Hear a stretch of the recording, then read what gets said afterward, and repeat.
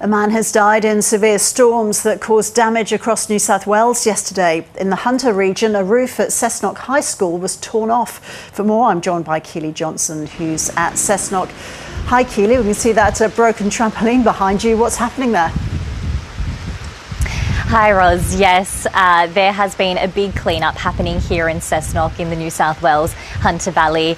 As you can see behind me, a trampoline has smashed into this car and also this shed garage situation as a residence property in Cessnock. I actually just went inside with the owner of this residence who showed me some CCTV footage, and you can see the trampoline come from the resident across the road, the neighbour's house, lifted up by the strong winds that were lashing this area yesterday, blown right across. It's actually hit a corner of the roof, and you can see tiling that's come across, and it's all across the driveway, and then it's come and hit the shed and it hit a bit of the car. So this is just one story of hundreds that we're hearing right across this region, right across the Hunter, but also across the state. The SES were busy overnight with more than 2,000 calls for assistance, and they were expecting more calls today as people woke up and really got to assess the damage and see what happened on their properties.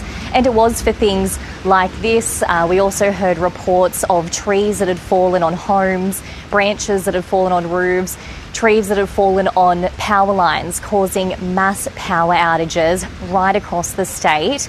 Ausgrid, the electricity company that covers this region here, Cessnock, but also covers south of Sydney, Central Coast, Hunter region, they said 140,000 homes and businesses actually lost power last night, but they've been working hard today to try and restore as much of that as possible and as quickly as possible. And we believe about 90,000 properties are still without power at the moment. So a lot has been happening here, Roz. And as you mentioned, some really devastating news elsewhere in the state. A man believed to be in his 80s in Cowra that actually died yesterday afternoon after a tree fell on his car. Luckily, no injuries reported here in the Hunter, but word has spread about that, and it's really shocking news. Yes, it is. And is there any concern heading into the weekend, Keely?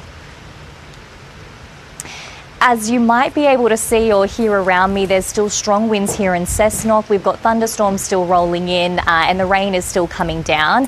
Heavy rainfall is expected across parts of New South Wales this evening into tomorrow, and that's actually caused the Bureau of Meteorology to put out an initial flood watch for minor flooding across much of the state's rivers from about Central Coast all the way to the North Coast. So they're saying we're not out of the clear yet.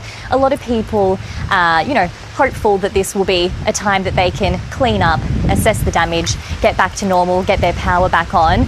But also SES telling people to look out for flooding, and if it does eventuate, of course, for people not to enter or drive through floodwaters. Keely, thank you.